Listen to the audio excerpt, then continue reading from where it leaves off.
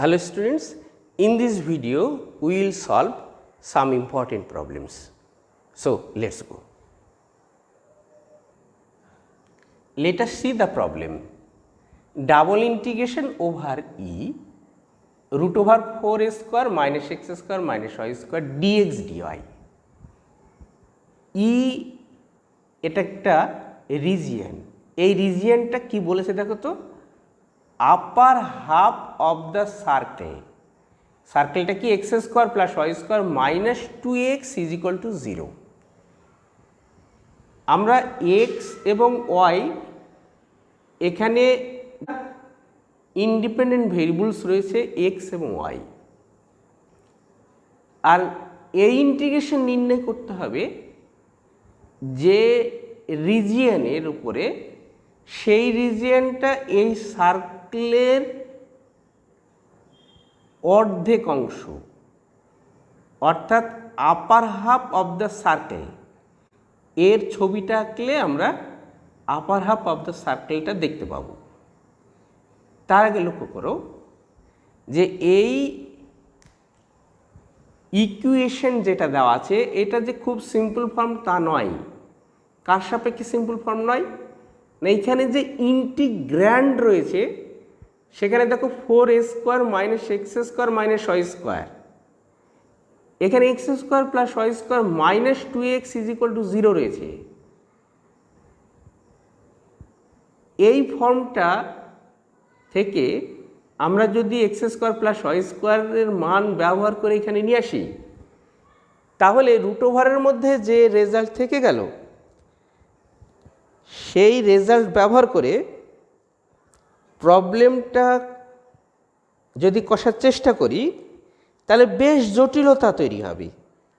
আর ঠিক সেই জটিলতা থেকে রেহাই পাওয়ার জন্য আমরা কিছু কৌশল ব্যবহার করব। দেখো, আমরা ট্রান্সফরমেশন ইউজ করি না, এটা ভীষণ গুরুত্বপূর্ণ।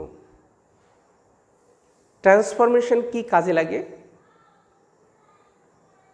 তোমরা প্রায় দেখেছো না, যে লগারিদম ব্যবহার করা। অ্যাকচুয়ালি লগারিদম একটা ট্রান্সফরমেশন, জানো তো কেন বলো তো? না, খুবই ছোট মানকে বড় করে দেয়, বড় মানগুলোকেও আমরা প্রয়োজনে আমাদের বোধগম্য জায়গায় নিয়ে আসতে পারি। তাহলে লগারিদম কিন্তু একটা ট্রান্সফরমেশন ভীষণ কাজের। ঠিক দেখো কত কষ্টকর, খুবই ছোট মান যেগুলো আমাদের কাছে লেখাটা অসম্ভব, তাকে নিয়ে ক্যালকুলেশন করাটা ভীষণ টাফ। সেই ভীষণ কঠিন কাজগুলো সাধারণ একটা লগারিদম ফাংশন অর্থাৎ একটা ট্রান্সফরমেশন কি সহজ করে দিচ্ছে। ঠিক এই রকমভাবে কঠিন কঠিন প্রবলেমের ক্যালকুলেশনকে খুব সহজ উপায়ে ট্রান্সফরমেশনের সাহায্য নিয়ে আমরা সমাধান করে ফেলতে পারি। তো এখানে এই প্রবলেমটিতে এটা XY কোঅর্ডিনেট সিস্টেমে ডাবল ইন্টিগ্রেশন রয়েছে। আমরা আর থিটা ফর্মে এটাকে নিয়ে আসব, অর্থাৎ পোলার ইকুয়েশনে এটা চেঞ্জ করে নেব। দেখো কি মজার, X square plus Y square is equal to আমরা আর স্কোয়ার জানি, তাই না? তাহলে দেখো রুট ওভারের মধ্যে যে ফর্মটা আছে minus x square minus Y square, minus common নিলে হয় x square plus Y square, আর এক্স স্কোয়ার প্লাস ওয়াই স্কোয়ারের যদি আমি আর স্কোয়ার বসাই তাহলে খুব সিম্পল ফর্ম হয়ে গেল, সেটা ইন্টিগ্রেশন করাটা অনেক সহজ হয়ে যাবে। তাই ট্রান্সফরমেশনটা ভীষণ গুরুত্বপূর্ণ। এখন একটা কোঅর্ডিনেট সিস্টেম থেকে আর একটা কোঅর্ডিনেট সিস্টেমে যখন ট্রান্সফরমেশন তৈরি করব, আর এই ট্রান্সফরমেশনের যে গুণগুলো, যে নিয়মগুলো আছে, সেই নিয়মগুলো জ্যাকোবিয়ানের মধ্যে লুকিয়ে থাকে, সেটা আমরা জানি। তাই জ্যাকোবিয়ানটা ভীষণ গুরুত্বপূর্ণ।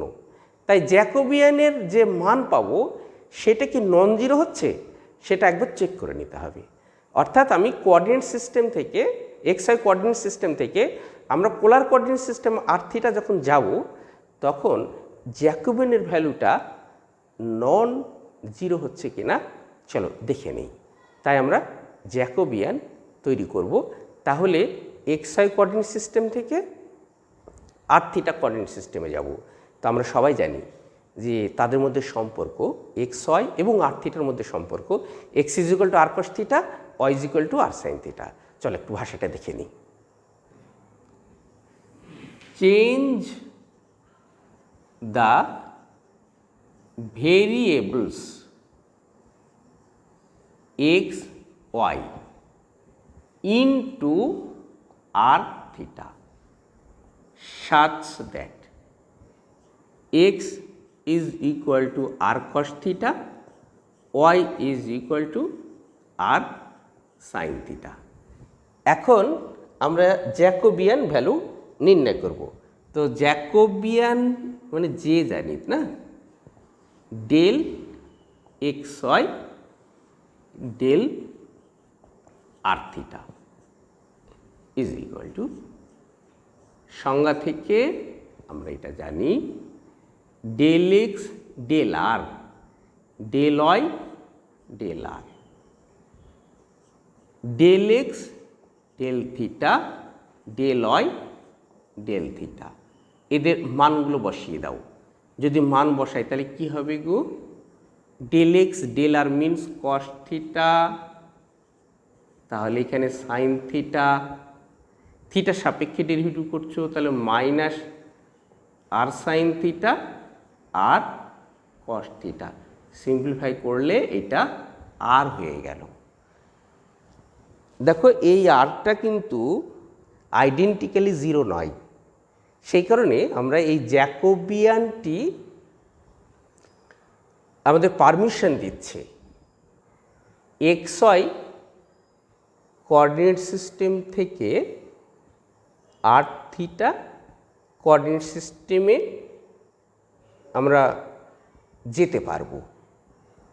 এরপরে আমরা যে সার্কেলটি দেওয়া আছে সেই সার্কেলটাকে তার চিত্র আগে তৈরি করি, তারপরে সেখান থেকে আর থিটা ফর্মে আমরা ইন্টিগ্রেশনটা কীভাবে নির্ণয় করতে হবে সেটা দেখে নেব।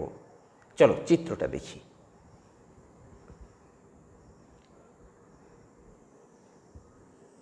এটা একটা সার্কেল, সেন্টার এটা এক্স অ্যাক্সিসের উপর লাই করছে, আর এইটা তাহলে ওয়াই অ্যাক্সিস, এটাকে আমরা অরিজিন বলছি, আর আর থিটার ফর্মে পোল বলছি।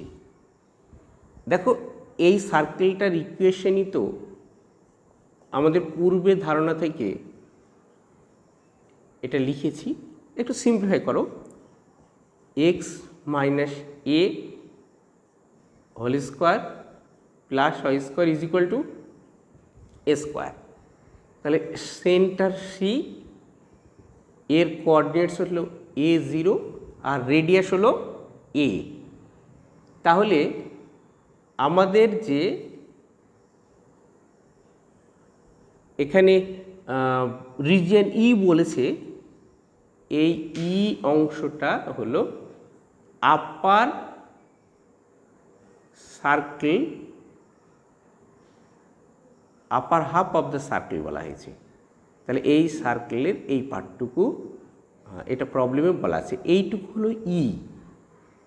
দেখো এই ইটাকেই আমরা যখন পোলার ফর্মে লিখছি তখন এইটাকে নাম দিলাম ই ড্যাশ টি প্রাইম, এটার নাম দিলাম। হ্যাঁ, তাহলে অ্যাকচুয়ালি ই যে এরিয়া এক্স ওয়াই প্লেনে, এই ট্রান্সফরমেশনটা এমনই যে এর কোনো এরিয়া সংকুচিত বা প্রসারিত হয়নি।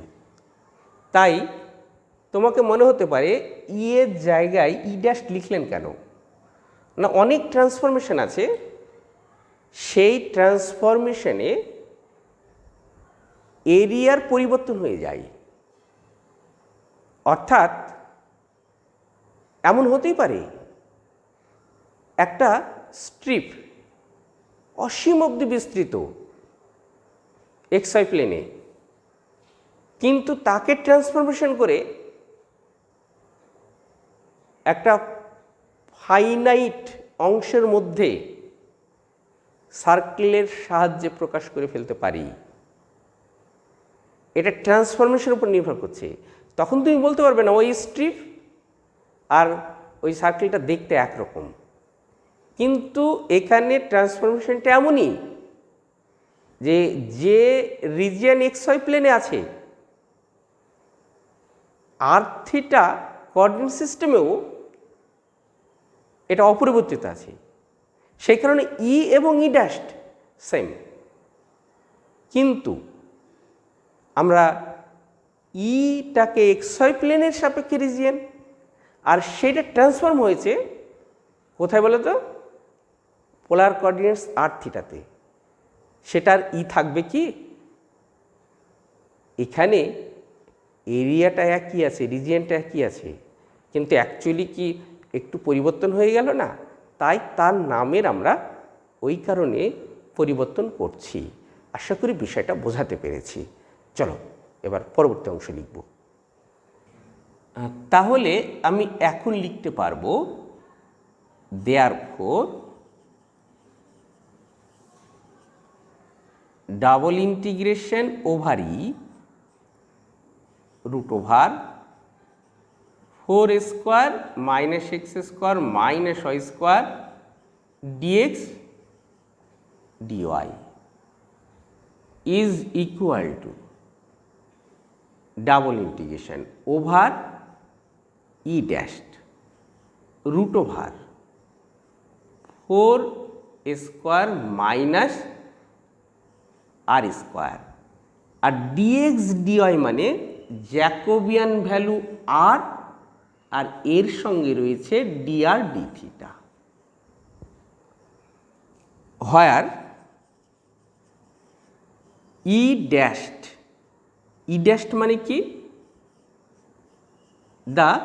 দেখো আমরা ই ড্যাশড কোথায় নাম দিয়েছিলাম বলো তো? আর থিটা কোঅর্ডিনেট সিস্টেমে, তো সেই কারণে এটা নিউ ফিল্ড অফ ইন্টিগ্রেশন বলছি। New field of integration. আচ্ছা, আমরা চিত্রে আরেকবার যাব এবং সেই চিত্র থেকে দেখে নেব যে যে সার্কেলটা আমরা নিয়েছি পোলারের নিয়ম অনুসারে এর ইকুয়েশন হলো r is equal to 2a cos theta. আচ্ছা, এইখানে তোমরা একটা এলিমেন্ট নেবে। সাপোজ আমরা এইখানে একটা এলিমেন্ট নিলাম। হ্যাঁ, এই যে এলিমেন্টটা, এই এলিমেন্টটাই এটা delta x delta y, delta x delta y, আর এইটা পোলার ফর্মে হয়ে গেল r delta theta delta delta r delta theta. দেখো দেখতে পাচ্ছ কি না? এইখান থেকে এই যে দূরত্ব না, এটা হলো আর, আর এই যে অ্যাঙ্গেলটা এটা হলো থিটা। বুঝতে পারছো আশা করি? হ্যাঁ, এইটা কিন্তু আমাদের ভীষণ গুরুত্বপূর্ণ। এখন দেখো এই আরটা চেঞ্জ যদি হয় তাহলে অরিজিন অর্থাৎ পোল ও থেকে এটা চেঞ্জ হয়ে সর্বোচ্চ কত জায়গায় যেতে পারে? এই সার্কেলটার শেষ প্রান্ত।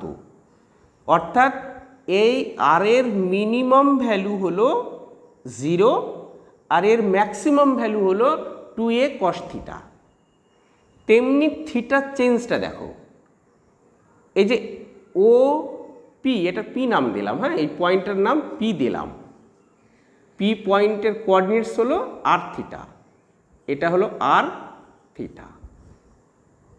তাহলে লক্ষ্য করে দেখো এই যে অ্যাঙ্গেলটা অর্থাৎ ওপি ইনিশিয়াল লাইনের সঙ্গে কত অ্যাঙ্গেল করেছে? থিটা। তাহলে এই থিটা এই আপার হাফ সার্কেলের জন্য, আপার হাফ ডিস্কের জন্য থিটা চেঞ্জ হচ্ছে 0 থেকে π/2-তে।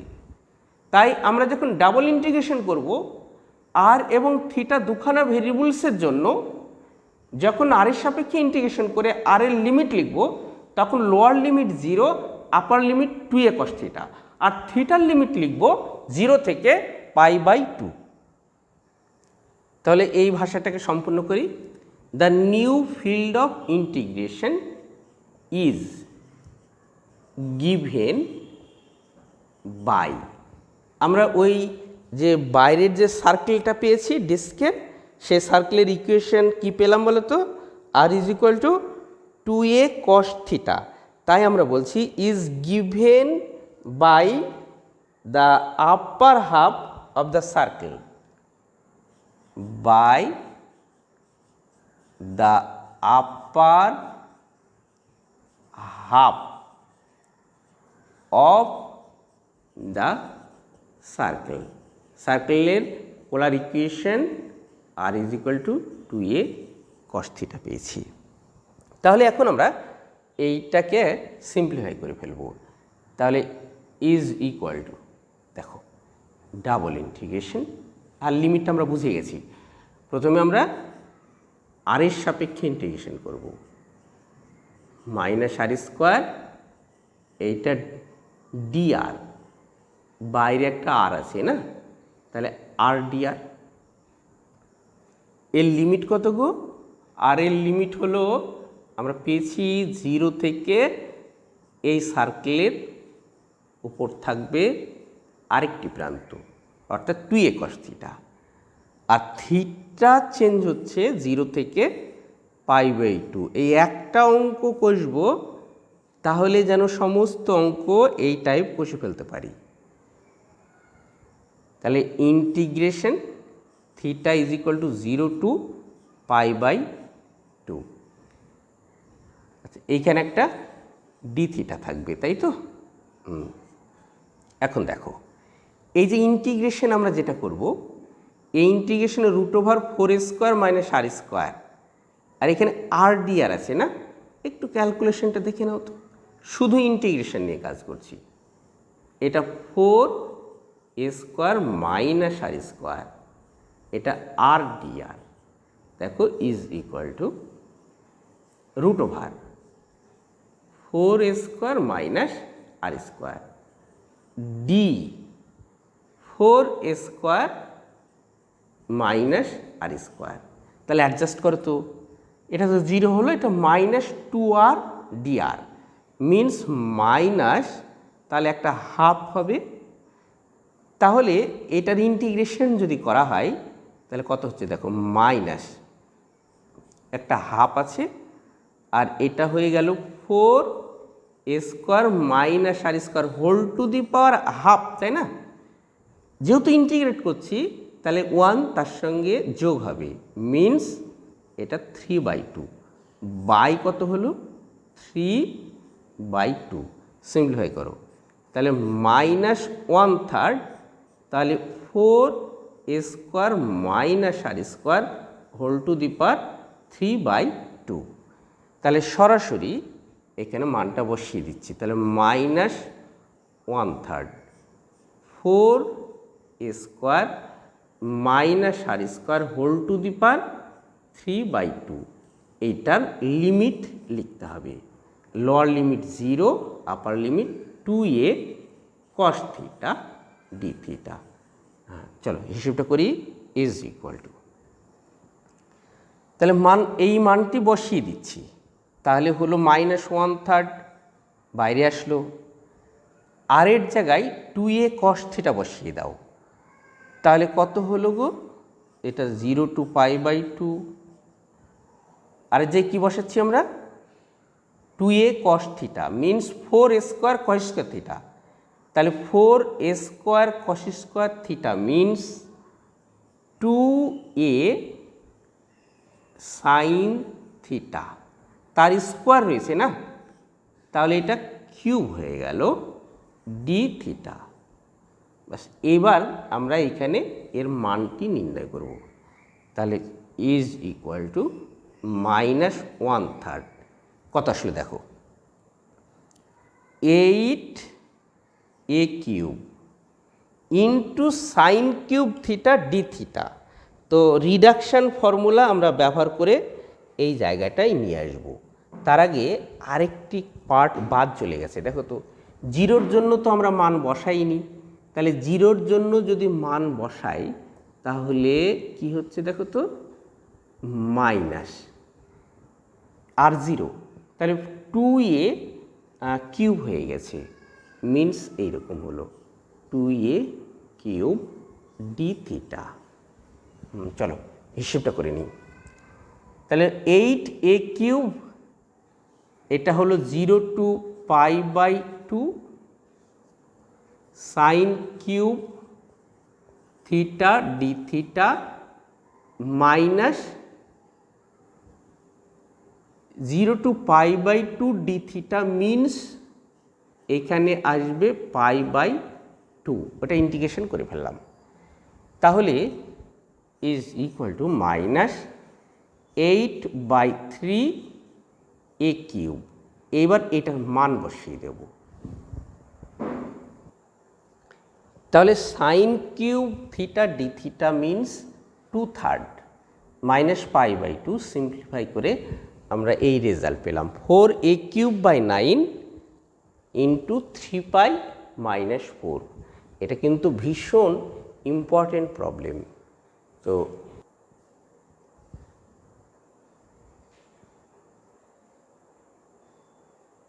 সবাই ভালো থেকো, আজ এই পর্যন্ত।